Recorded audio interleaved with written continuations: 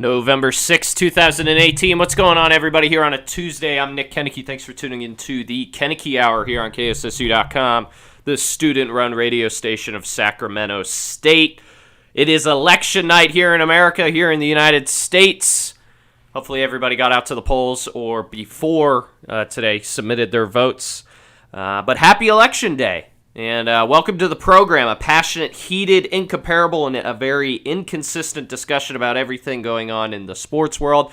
To my friends and family down south, back east, in the south, and up here in Sacramento, thank you for tuning into the program. Once again, I'm Nick Koeneke. Follow my Twitter at the Koeneke Hour. Koeneke, spelled Koeneke. Also follow my podcast at the Keep Calm and Stay Offended podcast that is on YouTube. But what's going on, everybody? Got a short show for you tonight due to the election. I kind of want to get home and see what happens across the country. I really like election day. I like seeing people walk around with the I voted sticker on there. I have some concerns, things that I don't like about election day, but I love watching the coverage. You know, flipping between channels, eating dinner, watching what's happening, watching people on one side totally freak out because they won, or people on the other side where they're super disappointed and they don't know why they lost. But election day is very special in this country, and for me, I just love just witnessing and watching it. So that's why we're going to have a short program today, just about 45 minutes to 50 minutes here today. No guests, just me talking, so you're going to have to deal with that for about an hour. We'll put it at that. But once again, welcome to the program. I'm Nick Koeneke. Thanks for tuning in. If you were listening to KSSU.com last night, I broadcast the women's exhibition game here at Sac State as they beat William Jessup by 4, both teams scoring over 100 points. So that was a real great game. If you tuned into that, thanks for tuning in as I broadcasted that. But what's going on, everybody, here on a Tuesday? It is November 6, 2018, election night. Is anybody tuning into CNN, Fox, NBC, ABC, wherever you're tuning in? I hope people tune in to the election and the results and watch, the analysis and, what counties go to a certain person or what states or actual Congress, stuff like that. I really do like election day. And most people would think, oh, Nick, you always complain about stuff and you're always ranting about things. Why do you like election day? I don't know. You just don't see it very often, right? It's every 2 years, basically. And I just like watching people exercise their constitutional right. It gives me, I feel so good about it in my heart that I get to go, I just walk around campus and people have a nice kick in their step and people are usually happy on election day. And they're, it's a good day. It was a good day today. But there's one thing that I don't like about election day, and this will lead right into my first segment, and that's the Koeneke Rant of the week. Election night and the constant nagging and the overbearing commercials telling me to vote are driving me insane.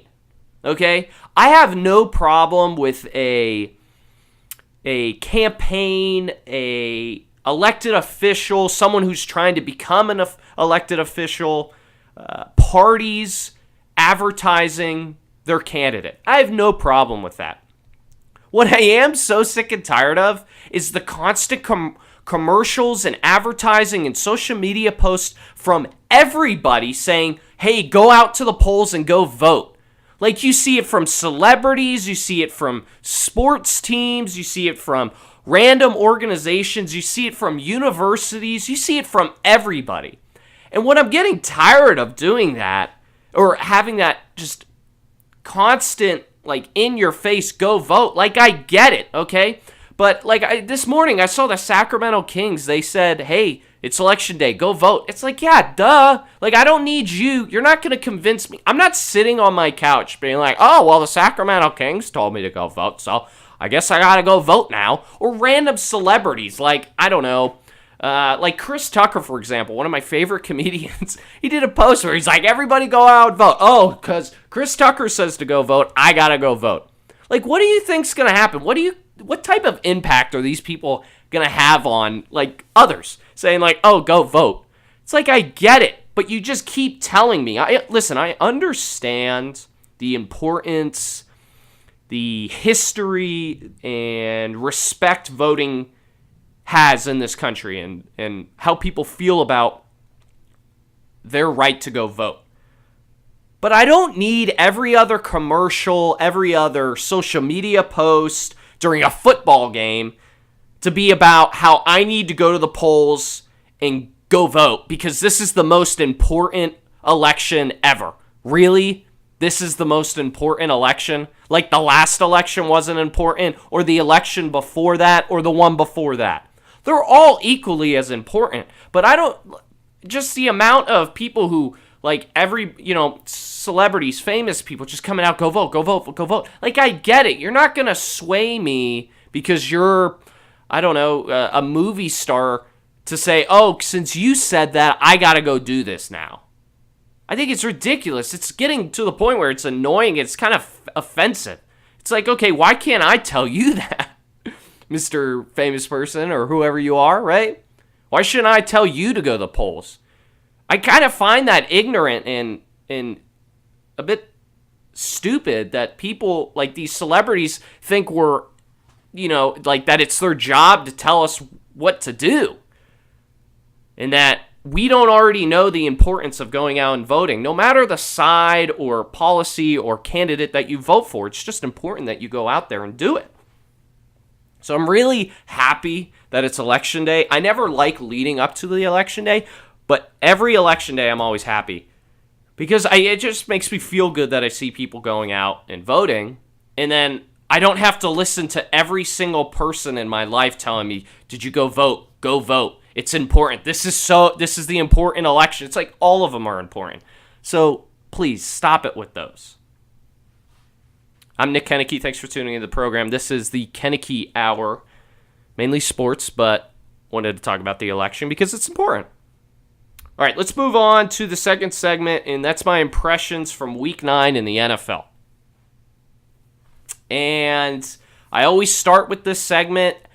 Everybody watched the games over the weekend. Did you see all the upsets? Did you see Vegas had one of its worst weekends in the history of football? They totally took a bath. As a lot of upsets, a lot of different games that didn't go their way. Houston winning in Denver, right? While Denver was favored. The Steelers winning on the road against the Ravens. The Rams finally losing a game. And then last night, what about the Texans going on the road and beating Dallas on Monday Night Football? A lot of really great games, really good matchups, tough picks to make, and you could see why Vegas didn't do all too well. So here's some of my impressions. I got 3 impressions and 3 things that I noticed from over the weekend. And I'm going to start with one that might be it's kind of a hot take. Everybody knows that the Rams lost to New Orleans. They went into New Orleans, they lose their first game. The Rams are not who we thought they were. Everybody wants to write home that the Rams are the best team in football. They sure have the best record. Everybody wants to say they have the best offense. Statistically, that shows that. They have a darn good defense. And I predicted last week that the Saints would win that game. I did predict that they'd win by a couple scores. They didn't, but they won, and they played really well. And now we have seen that the Rams are human, right? They lose. They don't play all necessarily well, especially on defense. And this team, I've noticed that this team is still young. And when you get on a young team, they begin to turn on one another. Did anybody catch the game? Did anybody notice the sideline when the defense would come off the field? Because Drew Brees and that offense were giving them fits. And they'd come on the sideline, they're yelling at their coaches, they're yelling at one another. That's not a veteran group on defense. The sideline was not happy. And now I'm ready to predict, I'm ready to throw out there that the Rams are now the 3rd best team in the NFC, and I'll explain why.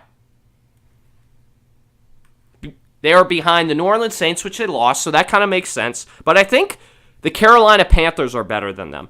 It's going to be a test because Carolina on Thursday Night Football, like I mentioned in the sports update, they're in Pittsburgh, so that's a tall task for both teams. Should be a really good game. But the reason the Rams are the third best team in that conference is two things. First of all, their lack of experience. Okay, I know they got some key veterans around there, but you got, especially on defense, but that team gave up, 38 points to Drew Brees? Everybody wants to talk about their pressure, turning the ball over, or creating turnovers, I should say.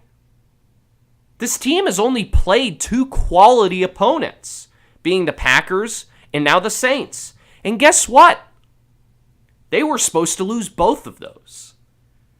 They lost to the Saints, and if you remember 2 weeks ago, they beat the Packers, but the Packers really should have won that game if they didn't fumble on a kickoff. So the Rams really aren't that great. I've always been skeptical about them. Yes, they have a great offense. Defense has played relatively well. But they haven't beaten anybody that you're like, oh, that's a great win. Besides the Packers, right? And the Packers are 500. If not below 500. So everybody pump the brakes on the Rams. Because they are not who we thought they were at the beginning of the year. And I got to admit, I thought they were going to be really good. Everybody's saying they're going to go to the championship game. Pump the brakes on that. What about the Chargers going up to Seattle and beating the Seahawks? Anybody catch that game? That was a late afternoon game. I know Seattle isn't very good, and you could clearly tell in that game, especially on offense. I mean, Russell Wilson has no pocket presence whatsoever. But for the Chargers to go up and win a game that really mattered, and that would show that the team is, I guess, for real, they did a hell of a good job.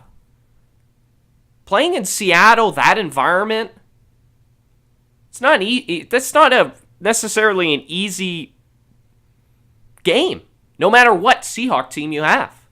It's never easy going up there and beating the Seahawks on their home turf. So now are the Chargers for real, right? They've now beaten, because their criticism throughout the year was they haven't played anybody, much like the Rams. Now they've beaten an average team, but on the road. So does that qualify them as being for real? I don't know. They've got some tough opponents coming up later in the year, but that's something I've been talking about the last couple of weeks. Like, hey, the Chargers are kind of sticking around. They're right behind the Chiefs.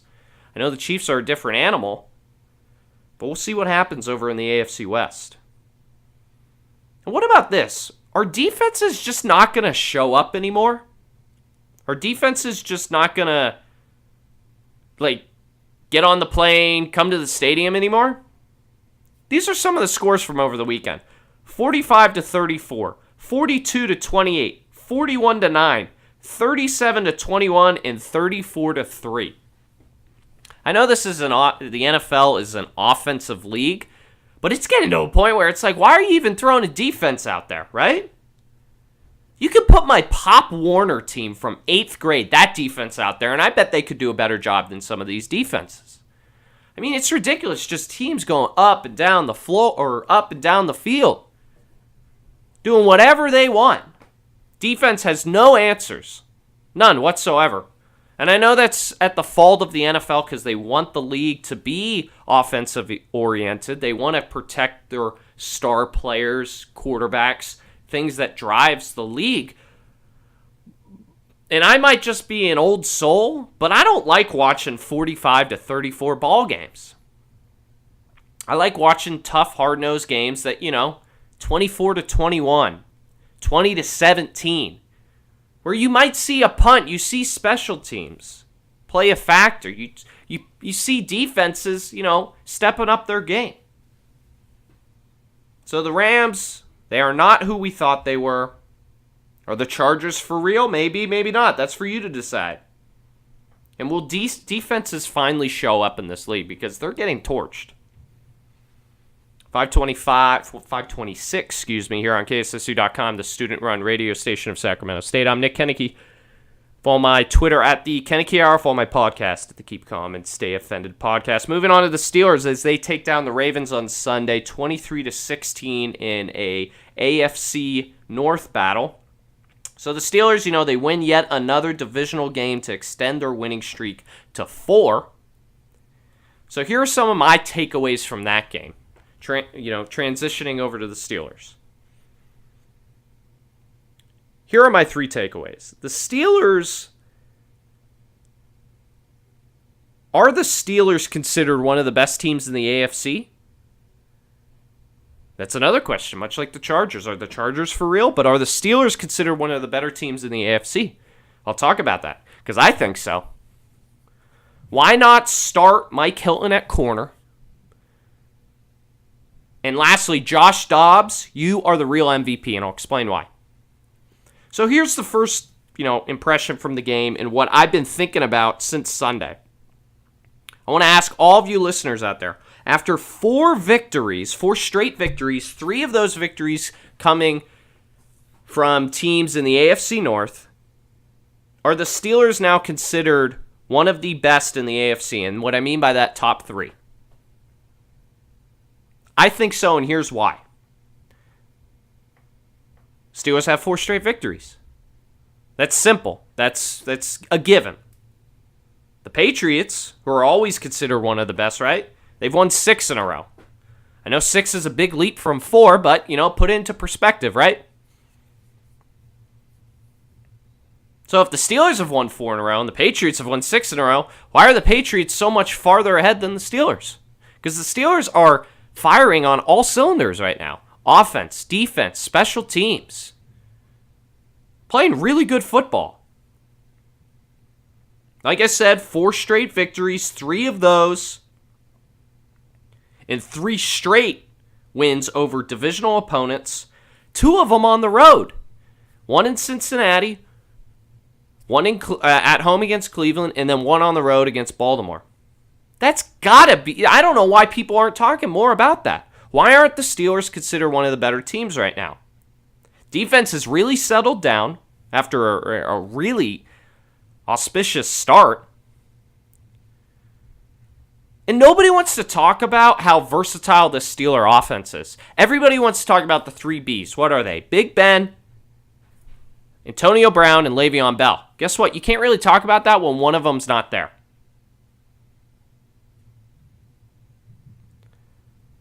But the Steeler offense has got to be considered the best in the league. You got Brown. You got Juju Smith-Schuster. You got Vance McDonald. Oh, you got Roethlisberger. And also there's this little guy named, what's his name? James Conner. James Conner.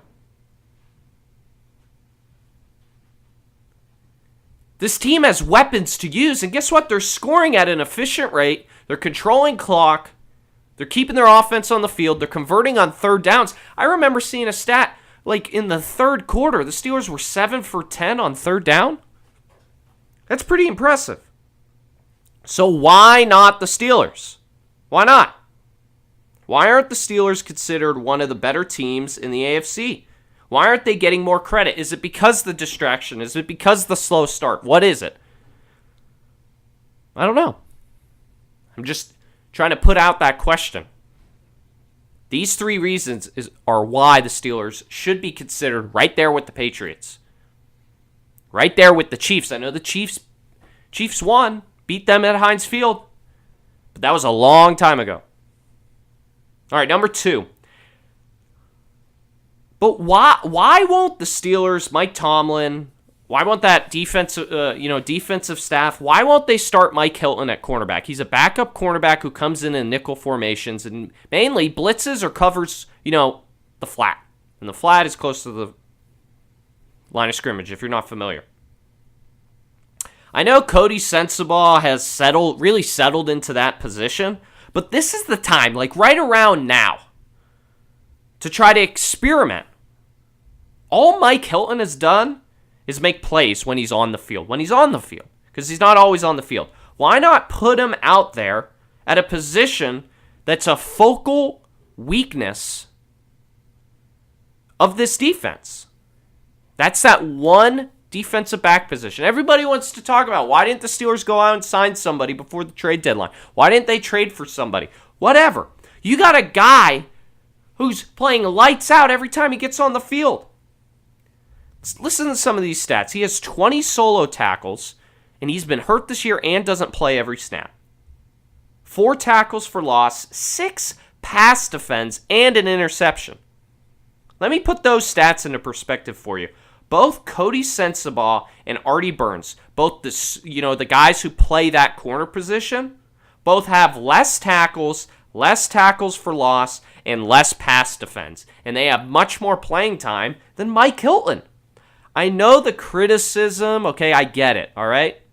I get it. Mike Hilton's too small. He'd get abused on the outside. Just put a tall guy against him. He won't play well. But the guy's a scrappy little guy, okay? He's a scrappy little player. Why not start Mike Hilton? That's a question that I want to ask. Why not? And finally, backup quarterback Josh Dobbs. He's the real MVP from Sunday. If you caught highlights, if you caught the game, the guy might have had the best play and the most important play in that game. So after Ben Roethlisberger left the game injured, he ended up just having the wind knocked out of him, and he needed a couple minutes to relax. Dobbs came into the game with 12 minutes left in the fourth quarter. Roethlisberger goes down. I know everybody's thinking, oh, season's over. Obviously, it's against the Ravens. Throw in the towel, whatever. 12 minutes left in the fourth. Steelers holding a touchdown lead. On a 2nd and 20 from the 5-yard line, Dobbs completed a play-action pass from his own goal line over the middle to Juju Smith-Schuster for 20 yards. To get the Steelers some breathing room, get the Steelers out of, their own end, at least flip field position. But guess what? Ben comes back on the field. And here is why that specific play by Dobbs is so important. And not only gave Ben some time to, relax and get his, head straight. It also gave the offense some breathing room, at least to flip field position. But the drive ended with a Boswell field goal, which extended the lead to 2 scores. Dobbs throwing at that point of the game, where they were on the field, and the season looking very bleak with Roethlisberger not getting up, that took some balls. Some big cojones from Dobbs, from that offensive staff, and you got to give him credit. And Mike Tomlin, putting the trust in him to make a play, and guess what he did? Say that play doesn't happen. Say he, it's an incomplete pass, he gets sacked, whatever happens. They don't get the first down. Guess what? They punt. Ravens get the ball at about midfield, going in, trying to tie the game. Totally different game. Totally changed the perspective of the game. Because I might add that there were 12 minutes left in the game at the start of that drive. It went all the way down the field. 2 scores under 10 minutes. You know how hard it is to come back when you're up 2 scores?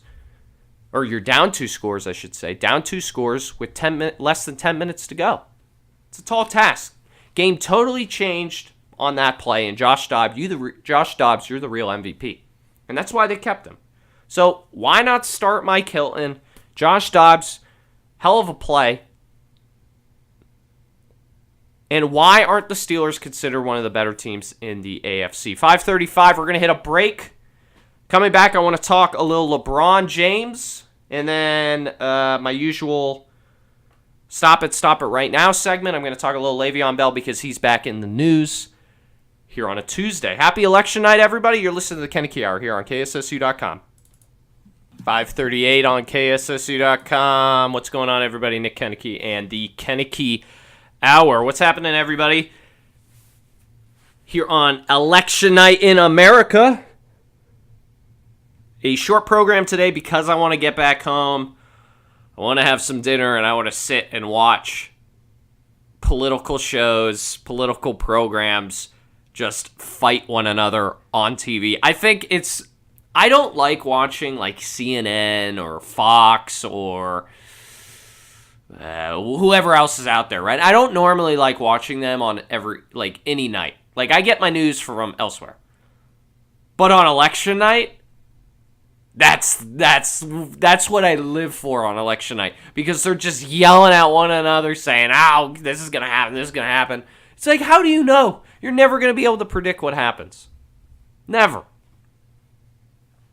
And I think it's hilarious watching, Wolf Blitzer, those types of personalities just coming on. They're like, well, 4% has been reported in southern Indiana, so you can basically call it for this candidate. It's like, how do you know that? How can you make that assumption? I love election night. It's great. All right, let's move on to some NBA talk here at 5:40. I wanted to bring up a subject that kind of caught my eye over the weekend. And kind of, I didn't really think of it, and then yesterday I'm like, I can really dive into this. And this is I want to bring up the NBA and specifically LeBron James and the Los Angeles Lakers. And here's the point I'm going to make, and here's what the segment is based around. And that is LeBron James, the NBA champion, MVP, prodigy LeBron James, is a bad influence on a young LA Lakers team. And I'll explain why. If you don't agree, call into the show, 916-278-3666. Tweet at me at the Koeneke Hour. Do whatever you want. But here's why I think that, okay? And here's why I think LeBron at this point in history, this year, he's done more bad than good with the Lakers. So the Lakers begin the season 4-6, right? In their first 10 games. They're 4-6 right now. Losing record. A lot of people are, jumping ship. LeBron's number's pretty good. 27, 7, and 7. 27 points, 7 boards, 7 assists. Pretty good numbers. I mean, very good numbers for a guy. For a guy who's that old, right? And playing on not that great of a team. But I don't want to talk about stats. What I do want to discuss, I don't want to talk about stats. People have been bringing up his plus-minus numbers when he's on the floor versus when he's off the floor. I don't care about that, okay? I'm not into basketball stats. I'm into baseball stats and football stats. Basketball, it's all about an eye test for me. I don't want to talk about who he's playing with. I don't want to talk about how he doesn't have a star next to him, playing alongside him. He's playing with a young Laker team. What I do want to talk about is LeBron and the young Lakers and why I believe at this point in history and time for the Lakers, not for LeBron, okay? I'm not one of those LeBron lovers or haters, but I'm not going to go out and say it's all about LeBron. This is about the Lakers and that organization. LeBron James at this point in history is a bad influence. The Lakers are coming off a season where they only won 26 games. 26. They weren't very good. They tried to develop players, to name a few, like Brandon Ingram, right? And Lonzo Ball, who was drafted their first pick, right? So they wanted to develop these players. They knew they weren't going to win much. They have a young coach in Luke Walton. They're trying to develop a team and get this team back to where this franchise is used to being a part of. And that's playoff basketball, and that's championship level basketball. Whether it takes a season or 10 seasons, who knows, right? Because the Lakers really haven't been good for a while. For a good amount of years. Then here comes LeBron, okay? And what does he bring? What does LeBron bring to LA? People say he brings experience. People say he brings leadership. Others say, obviously his talent, right? But what he also brings are expectations. And with a young, struggling team like the Lakers, expectations are harmful. And is harmful to that locker room. Think about it. You signed the best player of a generation to a team of guys who are just trying to learn how to win in the NBA and play in the NBA. Guess what those expectations create for these young guys? Creates tension and burden and overall just pressure on the players. LA's not talking about, before LeBron got there, LA wasn't talking about playoffs. You talking about playoffs? And we're talking about championships, even though that kind of expectation's always there. And now that Magic's running it, he's worried that, he might get canned. But those players weren't thinking about that. And that organization wasn't thinking about that. That organization and players and coaching staff were thinking, let's just try to win a couple games and develop some players and get better. LeBron is a bad influence right now. Maybe in a year or two, maybe he wouldn't have been. And maybe it would be a different story. But at this point, 2018, 2019, LeBron is doing more harm than help. Instead of showing up and showing maturity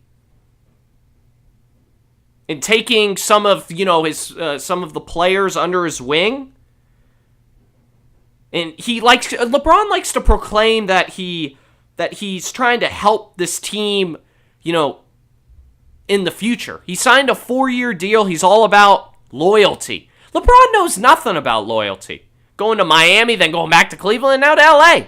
So don't even talk to me about that. Instead, this guy likes to go party out with P. Diddy. And he likes to proclaim that he's here for the long haul, that he's here to win, a championship. LeBron, let me ask you something. Is winning and competing your goal, your overall goal right now? Because it sure doesn't seem like it, because all you ever do when you get to a team is either complain about your players, complain about your coaches, or complain about whatever. All LeBron likes to do is complain. And when it isn't going up, it isn't going well, it isn't living up to his standards, he throws a pity fit. And guess what? He wants to go and party out with P. Diddy because he goes, I can't work with these guys. I can't win with them. I can't play with them. I can't coach them. That's LeBron. LeBron, it just seems like you just want to pout all the time and complain that your team and coach aren't playing up to your prodigy level. We all know LeBron was, the GOAT, right? LeBron's supposed to be the GOAT, along with Michael Jordan. But all I see right now in the early days in LA is a guy who's just gonna, just causes problems everywhere he goes. He comes in and wants to totally tear everything down like he's the GM, which he probably is, like he's the owner, and wants to take complete control because he's the so-called king. Well, let me put it to you this way, King. You're hurting the Lakers right now more than you're benefiting. I don't care about the wins. I don't care about the stats. I don't care about that. It's about developing the draft picks that you used on these players. And guess what? You're not helping any of them. And you're just causing more problems.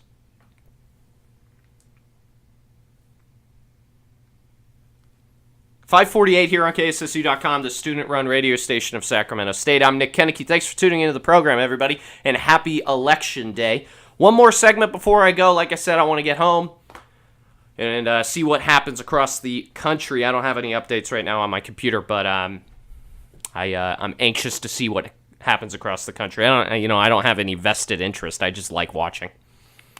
So, just got done talking LeBron, just got done talking Steelers, some NFL, and now let's move on to Stop It. Stop It right now. I use that background music, and I love that background music because it reminds me of the old Chris Berman days when he'd do like the fastest 2 minutes or fastest 3 minutes. Tom Jackson, NFL Primetime, those were the days, right? And I love using that as background music. And it's kind of fitting because I'm about to talk some more football. Very football-oriented show today besides LeBron. But I want to bring up Le'Veon Bell. Le'Veon Bell's back in the news, running back for the Steelers. Well, he's technically a Steeler, but technically not. He's back in the news because apparently he's in Pittsburgh right now. But he hasn't met with the team, hasn't met with coaches, hasn't met with agents. He hasn't done anything.